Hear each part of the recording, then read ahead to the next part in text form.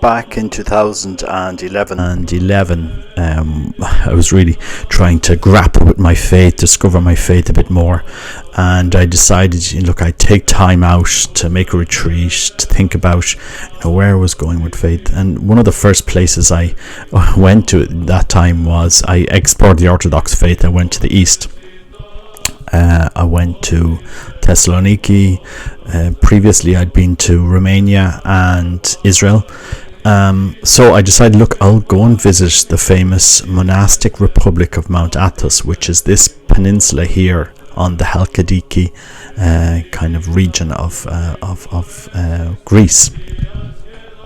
So I flew into Thessaloniki in April 2011, and a tour guide took me to this town here, Orionopoli, which is the last town before you get into Mt Athos. Now I needed a special permission from the Orthodox Church. I'm not Orthodox to actually enter here, because there's no land border. It's completely closed, walled off. So you arrive at this town, you have to go to a special office, get a permission, and you take a ferry then down to Daphne here, which is the port of Mt Athos.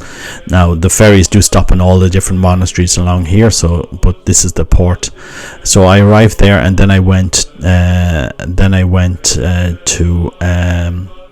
I went up here, or not to this. I went to the Stavronikiti monastery up here. But it was quite an amazing experience. So I would have done all of this. I walked up here to Stavronikiti monastery up here. I walked all over down here to Magistra Lavra, which is one of the biggest monasteries. This one here, beautiful monastery. And then I did what was called the desert. So all of this area here, they call it the desert, even though it's green. So I walked all of this, walked up to Mt Athos, which is beautiful views. I walked down to Skita Agiana and did all of these monasteries here along the way. Pavua and Dionysius and Gregory, and up to here to Simon Peter Monastery. Absolutely beautiful. I can highly recommend it. Obviously, this is only for men. this monastic republic of Mt Athos. So what you see here, this is the border. There's actually a wall. You can't actually enter the republic. You have to take a ferry, and you can only get in there if you're a man. It's obviously there's lots of big monasteries, and then there's lots of small skite, and but I'll just show you the photos that I took while I was there, and it's a beautiful monastery. You can only live on Mt Athos if you're a celibate man, a monk. You're not allowed to live there if you're married.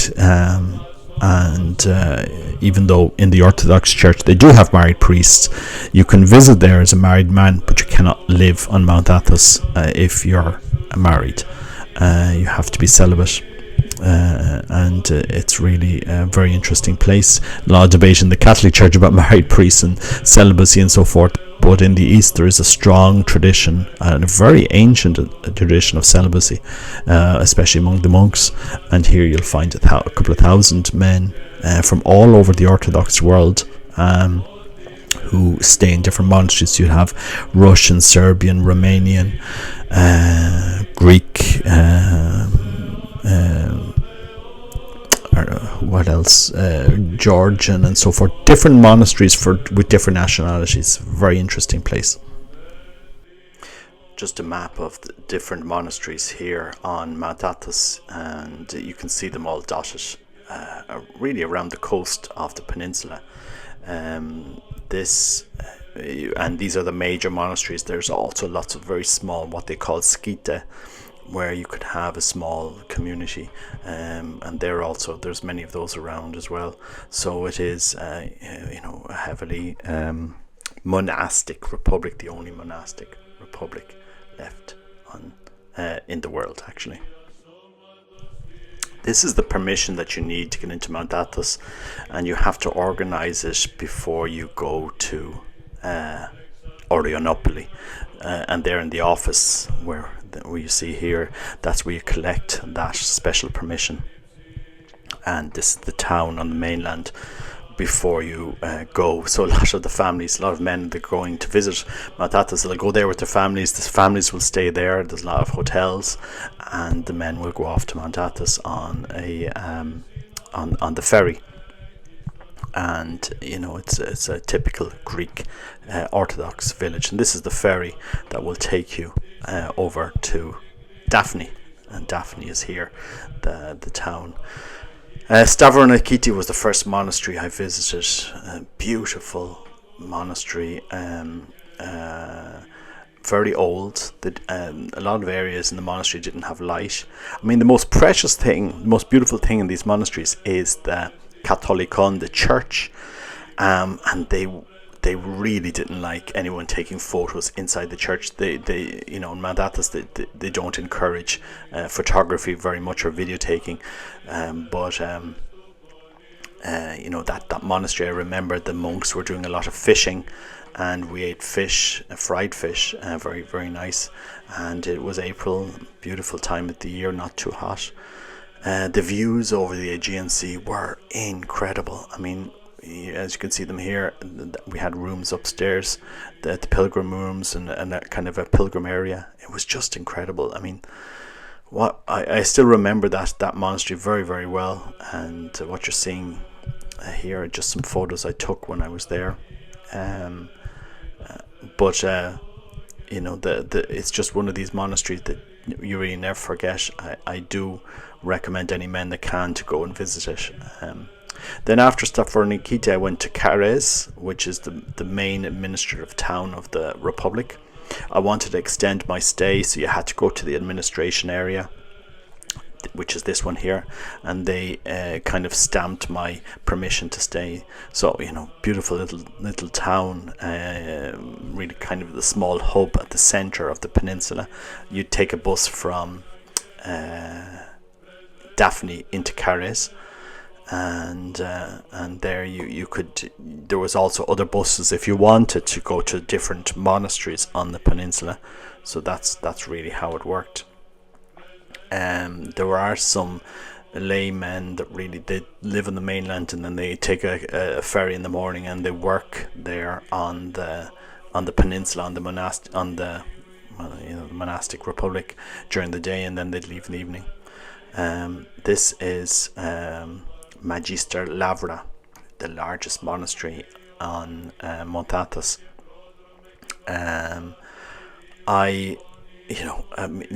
The most beautiful thing about this monastery is obviously the church, and they didn't want us taking photos in the church, so I have everything but inside the church. They thought I was Orthodox because I made friends with two Greek guys, and I didn't know much Greek, and they were kind of translating everything for me. So I was mixed up with a Greek group as such, and I got to venerate the relics, and I didn't go to their divine service. I didn't take communion, but I did practically everything else as if I was Orthodox. I didn't know what they had said about me. But anyway, that was my experience. That first time I visited Magister Lavra was, very, very beautiful. I mean, the church itself, as I said, is incredible inside. The icons, the visual sense of the sacred, profound sense of the sacred. This is what we've lost in the Catholic world, is that sense of the sacred, that sense of really this is beautiful and true and something that we value and we love and we protect. I mean, the Orthodox have a very strong identity when it comes to preserving the sacred. And this is where we slept when we were there. Just some of the views over the Aegean Sea, which I'll never forget. And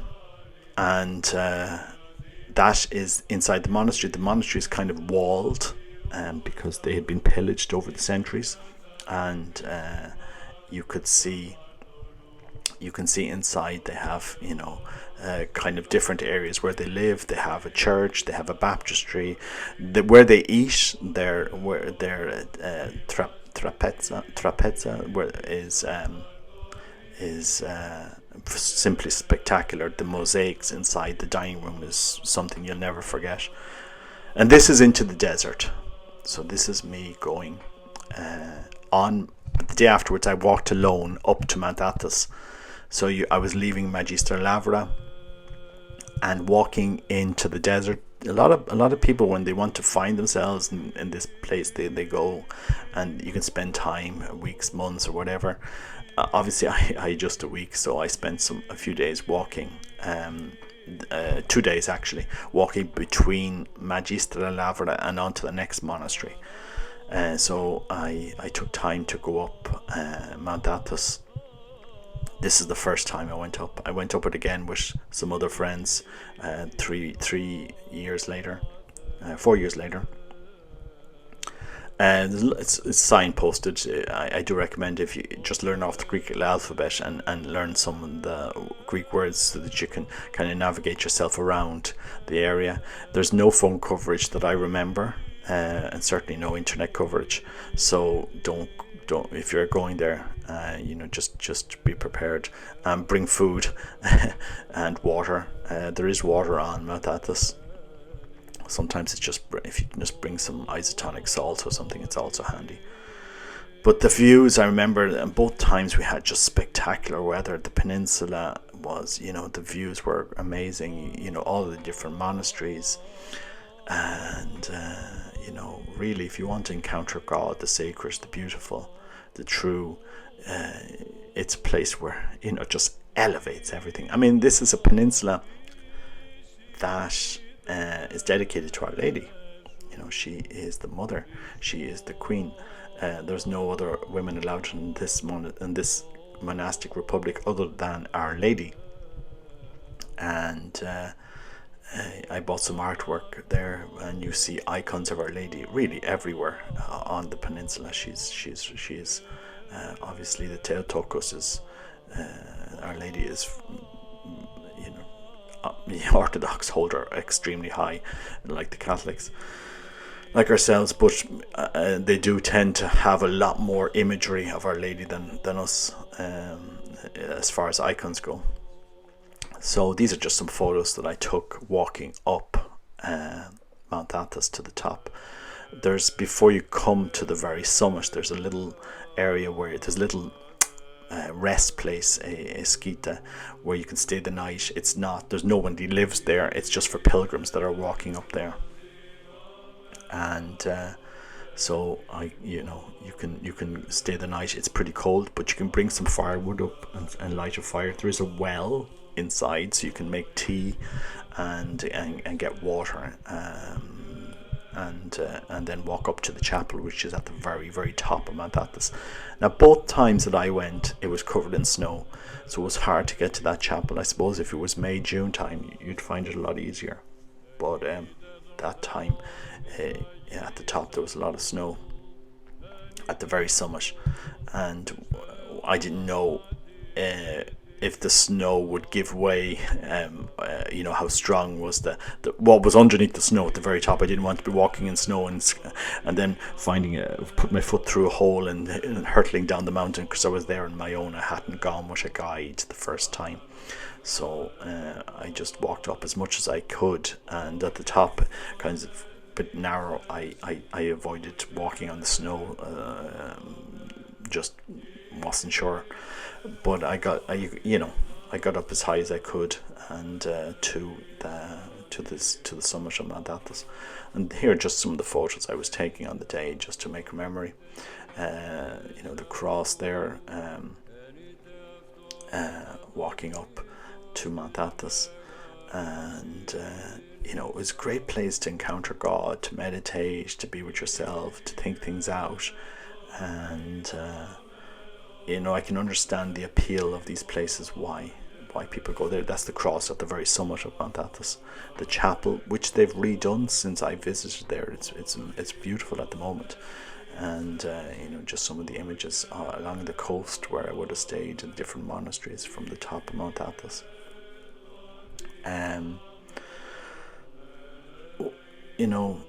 I do think it's important that people take time out to meditate, to retreat, to think about the faith, to encounter Christ. Christ requires time to have a relationship with him. You don't just become Catholic, you don't just become Christian one day to the next. You need to work on it.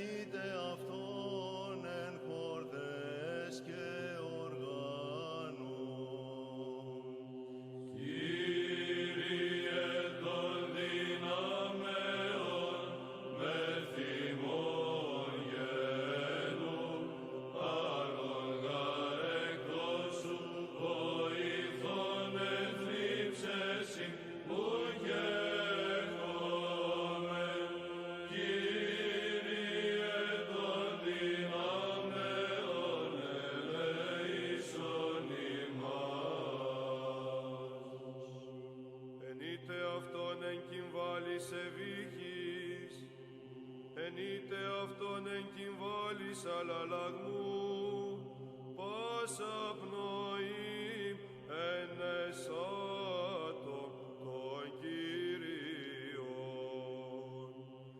Κύριε των δυνάμεων, με θυμόν γένου, άλλον γαρέκος σου, βοηθών εθλίψεσιν, ουκ έχομεν.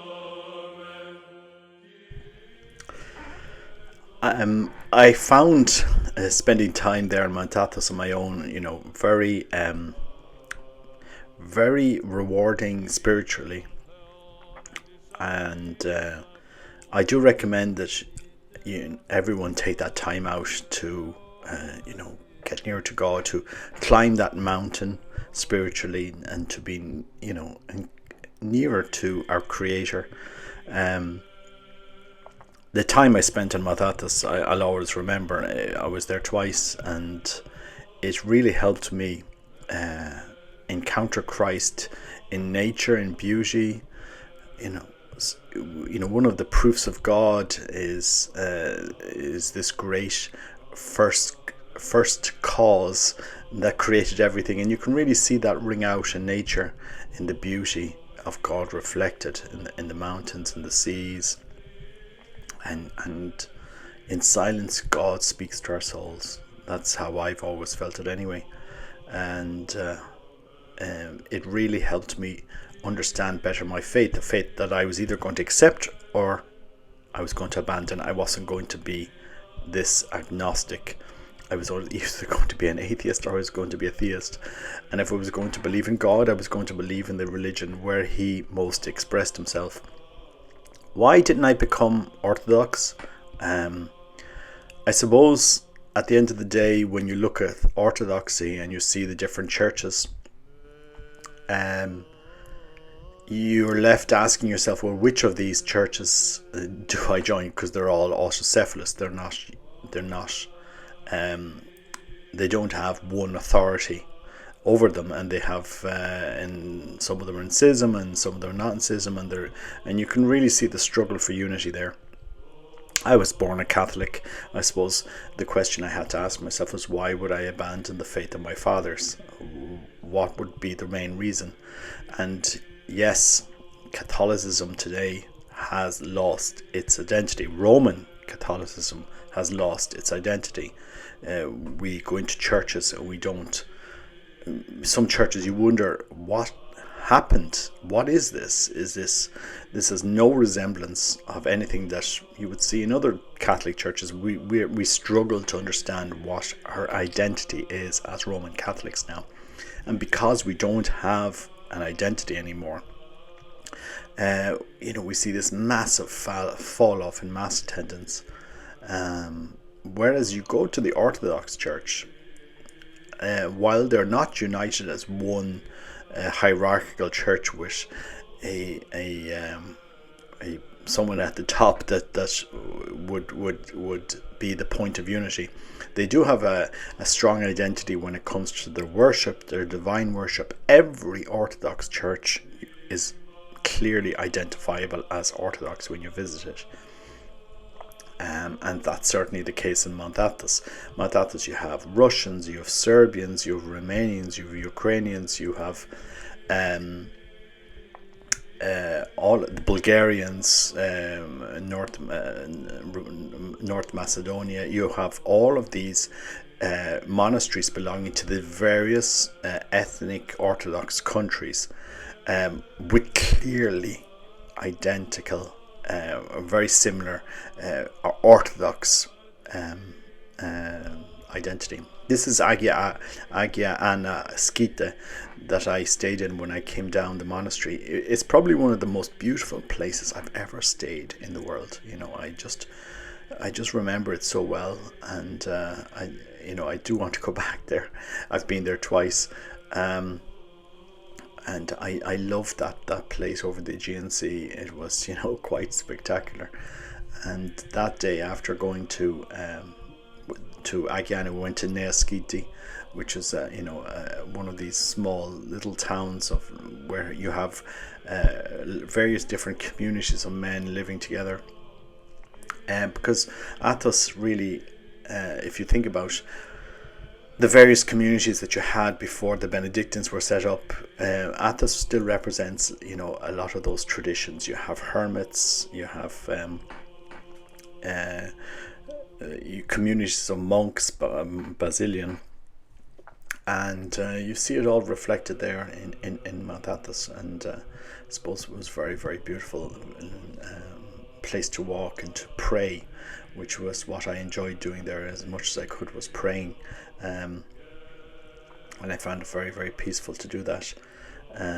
So this is Neaskiti. This is the monastery of the town of Neaskiti, just down from Agia Anna if you're walking down from Mt Athos, the south of the peninsula. And then we come into some of the new the rest of the monasteries that you see here. Agia Pavia, Dionysius, and Simon Petra. All of these monasteries, heavily fortified as a defence. Something similar to what we did in the Round Towers in Ireland. Beautiful frescoes. I mean, everything about Mt Athos is just draws you to the sacred. Oh, they have a different time. They have their own time and their own calendar, because they follow the Julian calendar, and they have their clocks. They start, and they have a different time in them. It's a very different world to enter, and they do a lot of praying at night.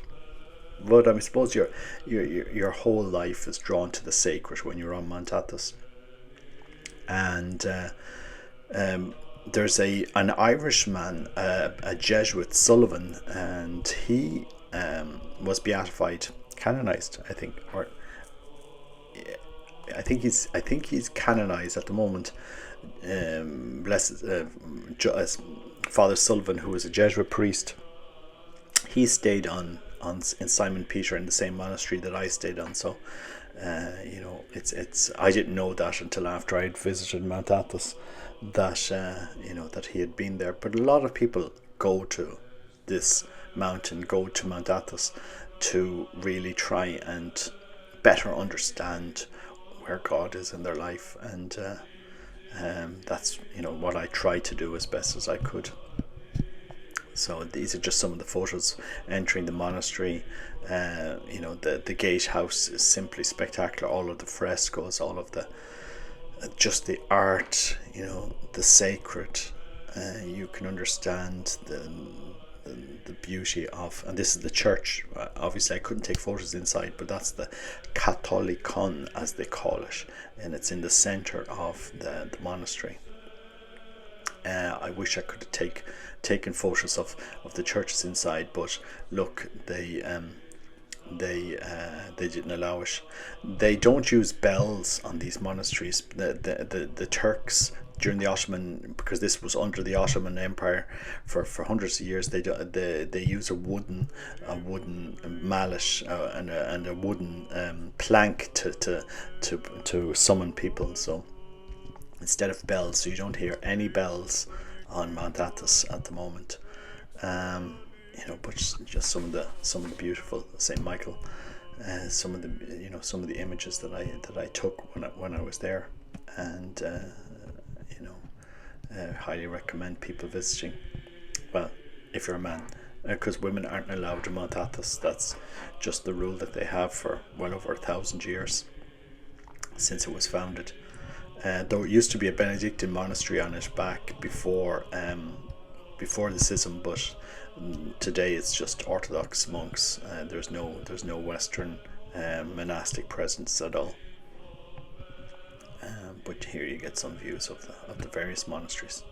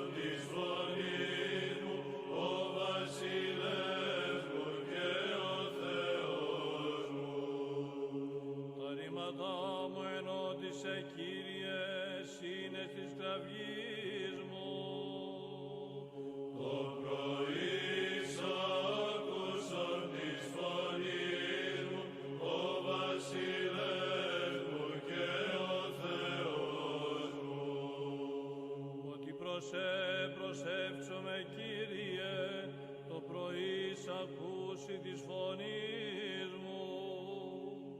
Το πρωί σ' άκουσον της φωνής μου, ο βασιλεύς μου και ο Θεός μου.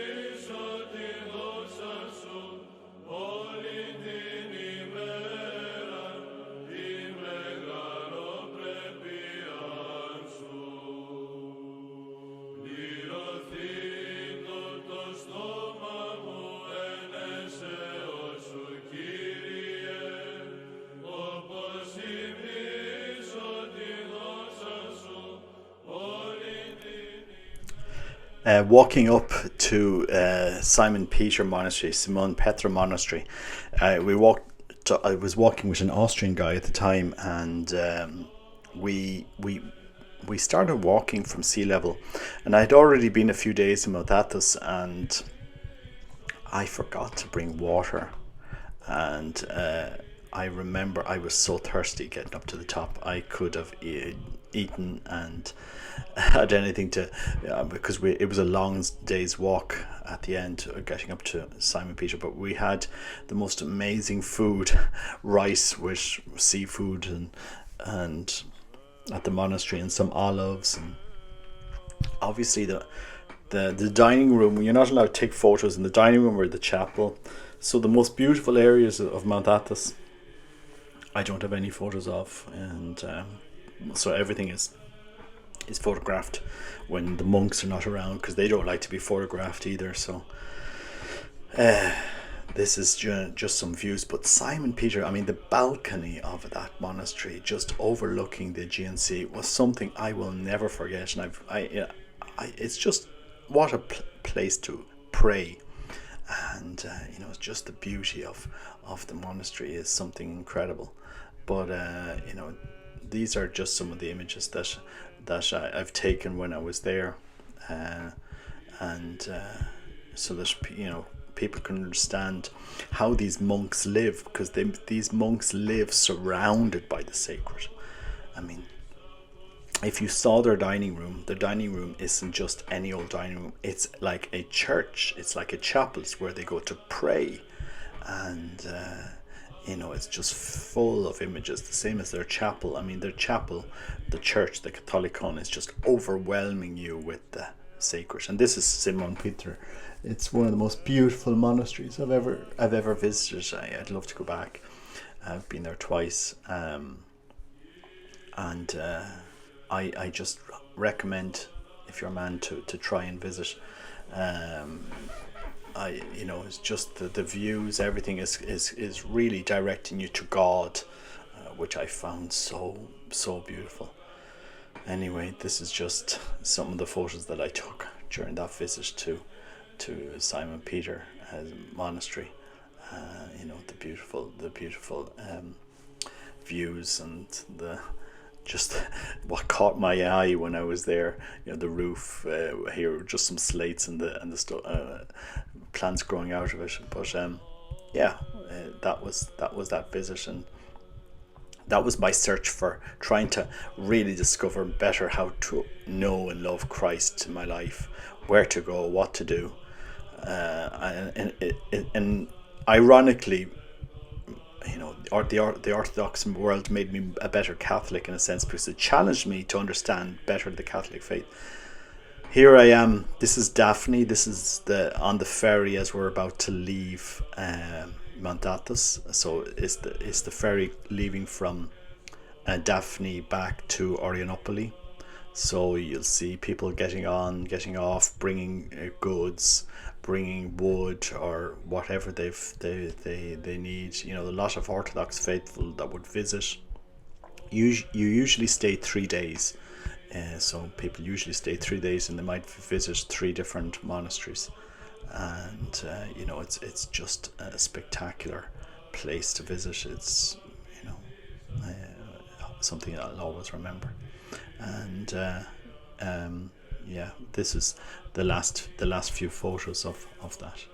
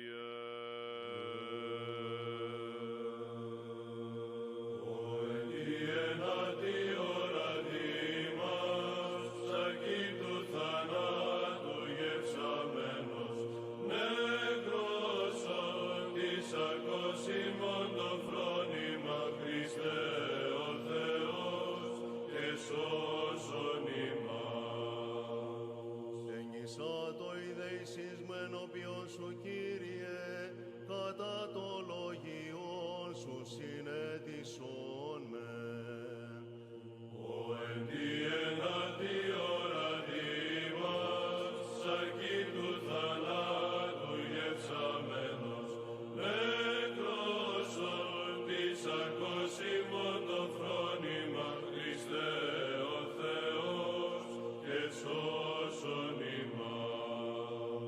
Εισέλθει το αξιό